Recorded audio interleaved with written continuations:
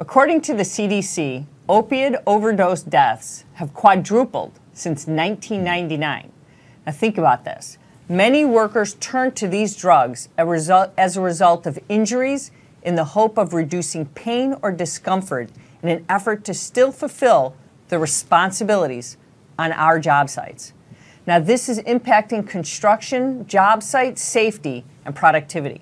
So on today's show, we're going to delve into this and some of the challenges and perhaps address some of the much needed solutions. So here to join me again is Carl Heinlein, the Senior Safety Consultant at the American Contractors Insurance Group and the Director at Large for the American Society of Safety Engineers. Carl, thank you for joining me again. Always great to be here. Thank you. So Carl, today this is a tough one. We're talking about opioid use, and it's serious. I mean, we have so many deaths.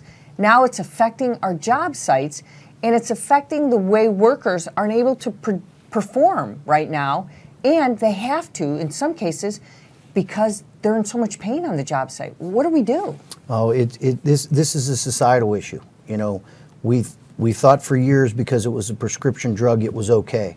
But what we found now, and we're finding out more and more each and every day, that this is an epidemic, and it's impacting our folks that work on the construction sites as well as in their home lives as well. So, and think about it, some of this, they don't even know it's happening, that they're getting addicted to these drugs, they're using it to relieve the pain, and it's becoming more and more severe. But what is it overall, and how is it affecting their ability to perform just common job site functions? And they don't even realize it because the need is becoming so great. We're a proud industry, and we have people that want to work very hard, and they typically, with a little bit of pain, they want to work through it and they want to go to the job. But as we continue to add opioids to reduce this pain, it's impacting quality of work, it's impacting relationships, it's really exposing them to safety hazards. The opioid issue is, in a lot of cases, particularly with our smaller contractors, they're really having trouble even addressing it at this point.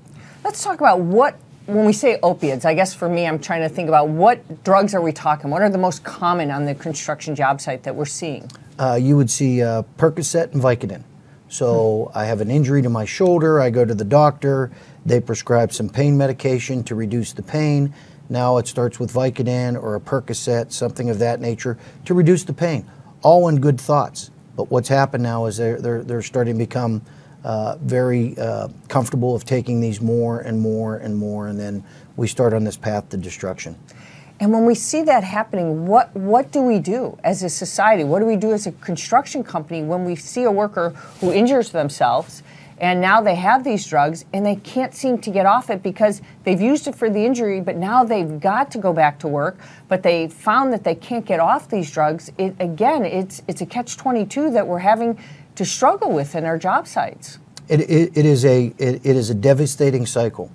Someone gets hurt on our job, let's try to prevent it from happening. But if there is an injury or something that happens, we want to make sure we try to bring them back as whole as they possibly can be. And in some cases, that may be pain management. We have to really do a holistic look at this, from our wellness programs to our health care, to our insurance companies, to our leadership, to working with our workers to understand this is a safe place if there's an issue to talk to us. Really right now, this is a silent killer. No one wants to talk about it. So do we have employees that need to report other employees that they see this, or is it the individual now that says, look, I've got a problem and I don't know how to solve it? Or is it that we have workers that don't even know they have a problem, but they're just in so much pain and they have to turn to these drugs because they need them now? Sure. They want to work. They want to provide for their families, and we have great people that are out there.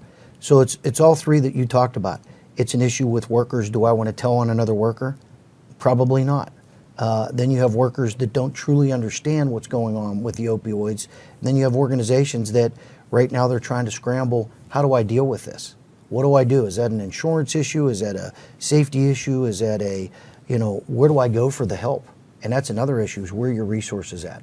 And let's talk about that. What happens now when a worker knows he needs help? Does he go and tell his company that I got hurt on the job, I was prescribed these drugs, now I have a problem, I'm not really a drug addict? I mean, because now you're put in there saying, are you a drug addict? You're not really. You're someone's now who's addicted or stuck on these pain pills, but you were a normal person who had a problem. I mean, how do you deal with that? Again, you've heard me talk about this before. It really comes down to the company culture.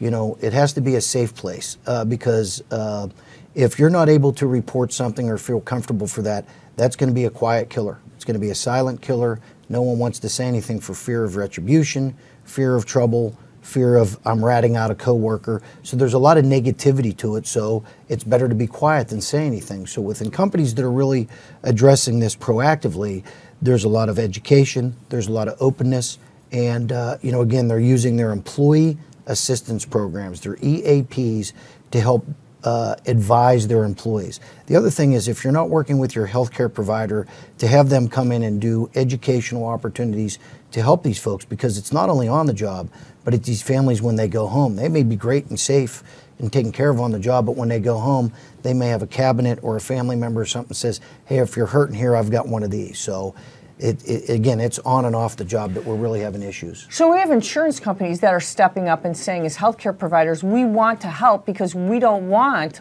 our insured to be addicted. We want to do something. So there are companies, insurance companies, that are stepping up saying, let's do what we can as well. Absolutely. You know, again, this is one of these that, as we could tell, it's at the epidemic proportion in not only our industry but society. So we're seeing our insurance companies, our industry leaders, our associations, societies, really trying to work together to figure out how do we pick this lock? How do we work better together to solve this issue? Because it's going to take time, effort, and resources to address this but it really has to start with the company level, the individual level, to feel comfortable to say, I've got an issue.